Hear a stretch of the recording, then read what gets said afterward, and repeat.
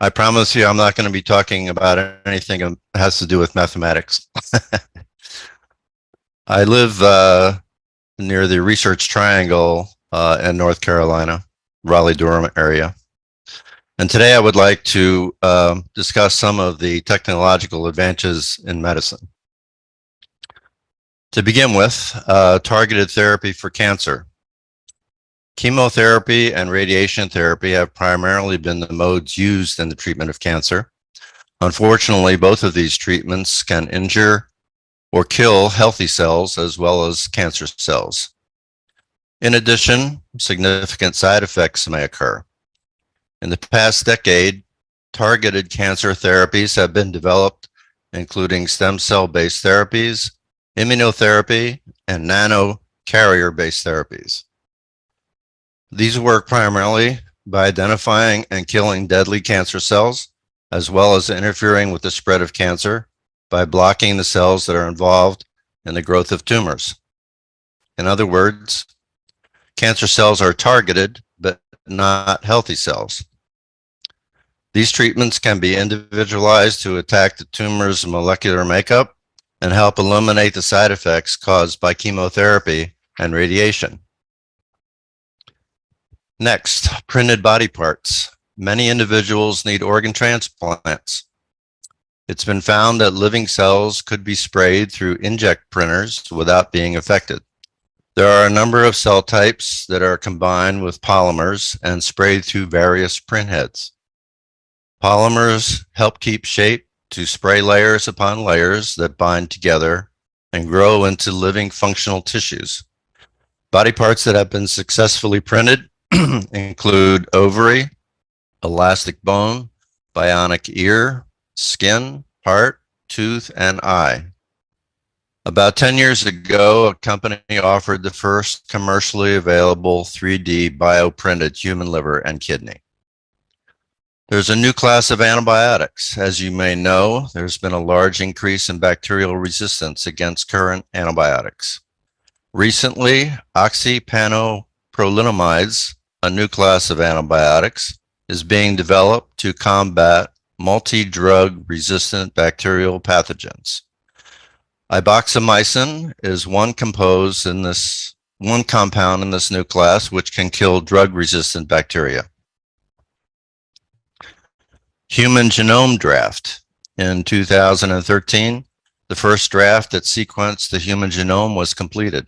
As you know, DNA information is used to treat, cure, or prevent thousands of diseases that affect mankind. Gene sequencing has identified single genes that cause disease, enabling treatments to be developed. Hopefully, human genome draft sequencing will allow the development of treatments or possible cures for all diseases. Treatment for HIV. HIV or AIDS treatment originally consisted of a single regimen that was ineffective because there were many medications taken individually. This created a problem with compliance because of the difficulty for patients to stay on schedule with taking so many medications, and these medications had numerous side effects. These single therapies also enabled HIV to change or mutate, and this disease became unresponsive. The disease became immune to the treatments available. In 2017, Juluca was developed and intended for the first two-drug single-dose treatment for AIDS patients that were already on an antiretroviral treatment regimen. And in 2019, Dovato was developed, which is a two-drug single-dose treatment for HIV. This was approved for people who had not been on antiretroviral therapy previously. New research involves a single injection that may last several months for protection, as well as possible implantable form of medication delivery that would stop the need for patients to take pills every day. Recently, Biktarvy has been introduced as a complete HIV treatment that combines three powerful medications to form the smallest three-drug, single tablet, once daily dosing with or without food. This is indicated for people with no antiretroviral treatment history or to replace a current antiretroviral treatment regimen with those who are showing a low level of viral activity. And finally, Sunlenca, which is a long-acting subcutaneous injectable administered twice a year, used in combination with other antiretroviral medications to be used with heavily treatment-experienced adults with multi-drug resistant HIV, failing current antiretroviral regimen due to resistance, intolerance, or safety considerations. Functional MRI, or magnetic resonance imaging. Regular MRI allows doctors to see how the brain looks, whereas fMRI allows them to see what the brain does and how it functions. Doctors can actually see changes in brain cells, oxygen levels, blood circulation, and how the neurons function, showing which parts of the brain are involved in specific activities. Using these techniques, researchers can assess the brain and spinal cord without invasive procedures or using painful drug injections. Controlling heart disease. Cardiovascular disease, as you know, is still very prevalent, but due to advances in the area of cardiovascular health, mortality due to heart disease has decreased significantly over the past 10 years. During a heart attack, patients can be successfully treated with TPA, which is a genetically engineered tissue plasminogen activator, if patients are treated early. Plaque in the blood vessels can be reduced, stents can be placed, bypass surgery can be performed. In addition, cardiac monitoring can be performed using subcutaneous monitors, as well as the use of smartwatches to monitor cardiac rhythm. Bionic prostheses. Individuals who have lost their limbs or who were born without them now have the opportunity to replace them with a fully functional device. Bionic limbs such as legs, arms, feet, and hands can be positioned through the use of an app on iPad or a monitor. Three-dimensional computer models use socket designs to make these limbs feel as real as possible, as well as functional. How cancer cells spread. Cancer cells can spread by means of metastasis. A new study reveals how this happens, and subsequently, hopefully, will lead a way to stop it. A protein labeled GRP78 is called a chaperone protein. It aids in the folding or unfolding of larger proteins, basically building them up or tearing them down, which then affects whether they are biologically active and functional. A team led at Keck School of Medicine at the University of Southern California found that cancer cells can hijack this protein, using it to spread further in the body and resist treatment. This protein seems to migrate when under stress.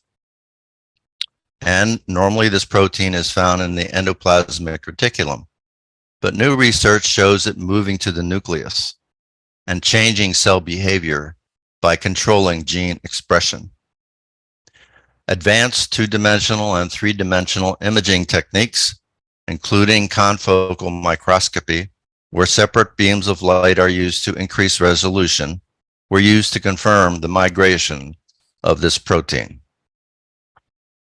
Artificial organs. There is a constant need for organ transplants to continue life because of accidents, diseases, and birth defects. Organ donation does not meet the demand in many instances. There's a significant amount of time and resources now being devoted to growing artificial organs in labs. Currently, there are 7 organs being grown in labs with some success. Those include eyes, hearts, skin, bone, muscles, brains, and liver. Hemgenics. This is the name of a new one-time infusion for those with hemophilia. This is an intravenous infusion approved last fall. and consists of a viral vector carrying a gene for clotting factor 9. This gene is expressed in the liver to produce factor 9 protein, which increases blood levels of factor 9 and effectively limits bleeding episodes associated with hemophilia. This drug costs $3.5 million per use, but compared to the lifelong costs of having hemophilia, which is estimated to be approximately $20 million. Alzheimer's treatment. Aduhelm, name of a drug, has recently been added to the market as a treatment for Alzheimer's.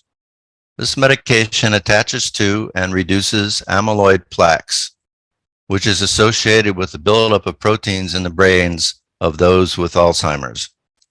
It's not certain if amyloid plaques cause Alzheimer's and cognitive impairment, but it has been found that those with Alzheimer's tend to have an elevated level of these proteins. Results of trials show minimal improvement, but trials continue. This medication is the first medication indicated for Alzheimer's that has been approved in the past 20 years. Virtual reality. Currently, there are over 200 hospitals in the United States using virtual reality to help patients in a number of ways. And these are the following: helping patients visualize and understand their treatment plans, distracting children who are excessively nervous about blood tests, flu shots, or other routine procedures, helping to manage them through distraction, helping to immerse the patient in a peaceful environment to improve breathing and relaxation, and helping to allow stroke patients to practice and relearn daily activities. Diabetes. Recently, hybrid insulin peptides have been found on beta cells of people with type 1 diabetes and recognized by foreign as by their immune cells. Even after the onset of diabetes, immune cells are still present in the blood that attack these peptides. Research is being done to see if these peptides can be used as a biomarker or possibly even targeted to prevent or treat type 1 diabetes. To create a fully automated artificial pancreas, it's critical to be able to quantify blood glucose in an accurate and stable manner. Currently, glucose monitoring is available. It is found to be dependent on the activity of an enzyme, which can change over time. Subsequently, inaccurate readings and the need of frequent replacement or calibration is required. Research has been done to show that there may be a non-enzymatic approach to continuously monitor glucose levels. This new molecule is stable over long periods of time. It can be easily integrated into miniaturized systems. Another area of research involves using immunotherapy to prevent immune cells from attacking beta cells and reducing the inflammatory process. Insulin acts like a key traveling through the blood and opening the cellular lock to enable the entry of glucose into muscle and fat cells. In people with type 2 diabetes, this lock appears to be changed. Therefore, insulin is not as effective. This is called insulin resistance. It is not certain what causes insulin resistance, but recently a molecule called ceramide has been recognized as a driver of insulin resistance in mice. There has been recent research showing a new therapeutic strategy for lowering ceramides and reversing insulin resistance. In addition, it has been noted that people with type 2 diabetes may show that insulin works completely normal in the fasting state, where it's acting mostly on the liver, but very poorly after a meal when it's acting mostly on muscle and fat. It has been found by genetic research that there is a gene related to GLUT4, a critical protein responsible for transporting glucose from the bloodstream into the cells after eating. Decreased amounts of GLUT4 in muscle tissue were associated with this genetic variant. We've already had discussions about artificial intelligence, and I agree with previous speakers that in the right hands and using it cautiously, that artificial intelligence can be very helpful in helping with patient care. Whole body MRI scans have been introduced for preventive health screening. Unfortunately, radiologists on a normal day cannot handle all that data, so artificial intelligence can be useful in that manner. Finally, I would like to make a comment. The healthcare system is fairly complex with a number of stakeholders in the delivery of that care. And just because a country has significant advancement in technology does not equate necessarily with desirable outcomes. The United States is an example of that, with significant healthcare expenditures and not necessarily the best outcomes. In the United States, as well as other countries, there is increased immigration, an increase in older individuals with statistically more chronic problems that deserve increased resources, a decreased number of providers, especially for primary care, limited infrastructure for delivery of that care, limited resources for medications and imaging and testing, and limited resources for mental health care, as well as addiction medicine and associated social demands for all of the above. There are also other statistics to keep in mind. The United Nations estimates that 14,000 children die and 5,000 babies are stillborn every day, mostly of preventable causes. Significantly, children in sub-Saharan Africa and South Asia continue to face the highest risk of death in the world. These two regions account for more than 80% of global deaths under the age of 5.